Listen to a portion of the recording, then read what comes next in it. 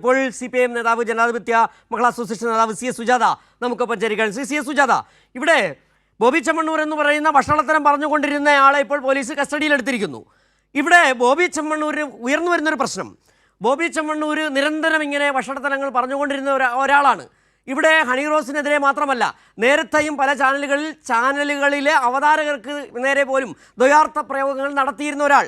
ഒരു സമ്മതം കൊടുക്കൽ ഉണ്ട് എന്ന് ബോബി ചെമ്മണ്ണൂരിന് തോന്നിയിട്ടുണ്ട്. ഈ സൊസൈറ്റി ഒരു സമ്മതം കൊടുത്തിട്ടുണ്ടോ, ലൈസൻസ് കൊടുത്തിട്ടുണ്ടോ എന്നുള്ളത്?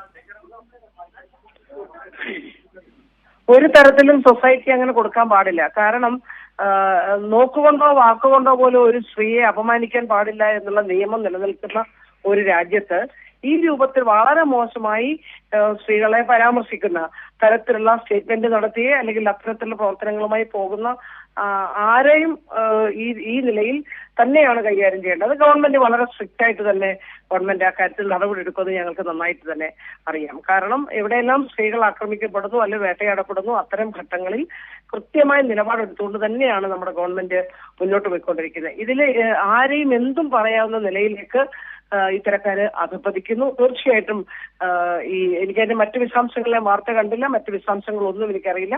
ഒരു സ്ത്രീയെ പോലും ഈ രൂപത്തിൽ അപമാനിക്കാൻ പാടില്ല. ശക്തമായിട്ടുള്ള ഒരു നിലപാട് തന്നെ ഈ കാര്യത്തിൽ ഉണ്ടാകുമെന്ന് ഞാൻ കരുതുന്നു.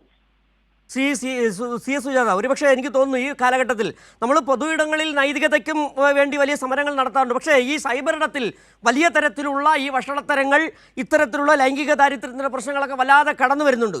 അവിടെ ജനാധിപത്യ മഹിളാ അസോസിയേഷൻ ഒരു ഇടപെടൽ, വലിയൊരു സമരമുഖം തുറക്കേണ്ട സാഹചര്യമായി വരുന്നു എന്ന് തോന്നുന്നു. ഇടപെടൽ കൂടുതൽ ശക്തിപ്പെടുത്തേണ്ടി വരുന്നു എന്ന് തോന്നുന്നു.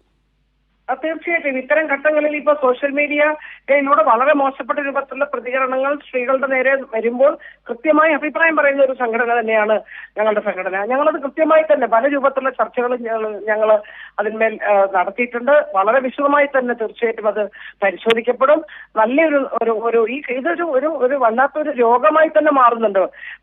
ഇത്തരം ഇടങ്ങളിലൂടെ വളരെ മോശമായി സ്ത്രീകളെ ആക്ഷേപിക്കുന്ന നില വരുന്നു. അത് എന്തായാലും അതങ്ങ് അംഗീകരിച്ചു കൊടുക്കില്ല. ശക്തമായിട്ടുള്ള നിലപാട് ഞങ്ങളുടെ ഭാഗത്തു നിന്നുണ്ടാവും. ശരി, വളരെ നന്ദി ശ്രീ CS സുജാത ഈ സാഹചര്യത്തിൽ പ്രതികരിച്ചത്.